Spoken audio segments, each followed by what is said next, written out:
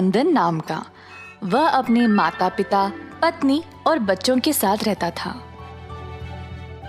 बलानंदन पढ़ा लिखा नहीं था, पर बहुत बुद्धिमान था। हर रोज वह काम पे जाता था और अपना शिफ्ट खत्म करके शाम को घर लौटकर अपने परिवार के साथ समय बिताता था। एक दिन दफ्तर पर उसके अफसर ने उसको बुलाया। बलानंदन, इधर आओ।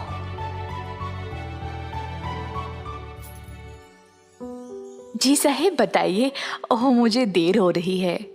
हाँ, मुझे पता है तुम्हारे बस का टाइम हो गया है, पर आज तुमको 2 शिफ्ट करने पड़ेंगे, ठीक है? बलानंदन ने 2 शिफ्ट के लिए माना ताकि उसकी पगार भी बढ़ जाए, पर इतना काम से उसको बहुत दिक्कत भी उठानी पड़ती थी।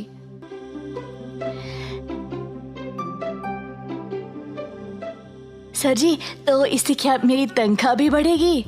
नहीं, तुम्हारी तनख्वाह मैं तभी बढ़ाऊंगा अगर मुझे लगा कि तुम इस काम को ठीक से कर पाओगे या नहीं तो मैं तुम्हें नौकरी से ही निकाल दूंगा।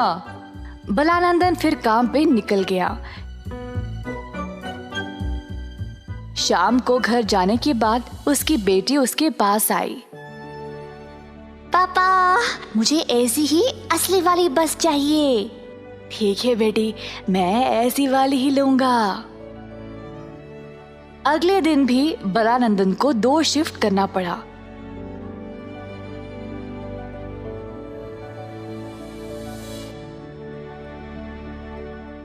केवल दोपहर में आधे घंटे का लंच ब्रेक के बाद फिर से बस चलाना पड़ा, रात के 9 बजे तक। और घर पहुंचते पहुंचते 10 बज गए। इसी तरह कई दिनों तक चलता रहा। रात को रोज उसकी बेटी उसको असली वाला बस के लिए पूछती थी और बलानंदन उसको हर बार हाँ बोलता था। एक दिन बलानंदन को लगा कि वह सच में उसकी बेटी की इच्छा पूरा करे, तो वह दिन रात उसके लिए मेहनत करने लगा, पैसे जमाने लगा ताकि वह बस खरीद सके। एक दिन अपना काम खत्म करके वह घर वापस जा रहा था। अचानक से उसकी बस गोल गोल घूमने लगी।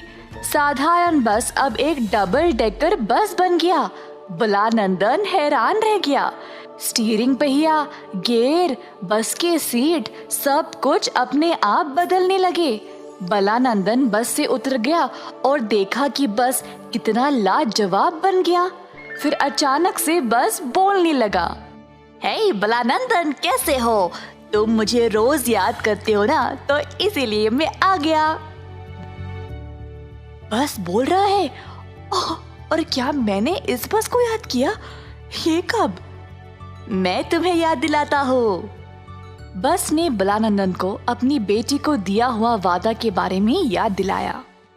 मैं मेहनत करके तुम जैसा बस खरीदना चाहता था, लेकिन मैंने कभी सोचा ही नहीं कि तुम ऐसे मेरे सामने आ जाओगे। मुझे पता है, तुम्हारी मेहनत, अपनी बेटी के लिए प्यार और काम के प्रति आदर देखकर मैं बहुत खुश हुआ, इसीलिए मैं तुम्हें सही रास्ता दिखाने आया हूँ। क्या तुम मुझे सही रास्ता दिखाने के बाद छोड़ दोगे? मैं तुम्हारे साथ ही रहूंगा, पर मैं कोई जादू नहीं कर सकता।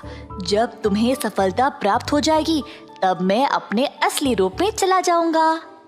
तो बलानंदन ने लाल बस की बात मान ली। घर पहुंचने के बाद उसने अपने परिवार को बाहर बुलाया बस दिखाने के लिए। बलानंदन के घर वाले लाल बस देखकर चौंक गए।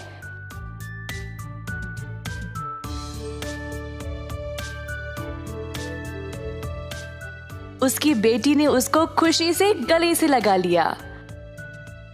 पापा, असली वाला लाल बस, वाह!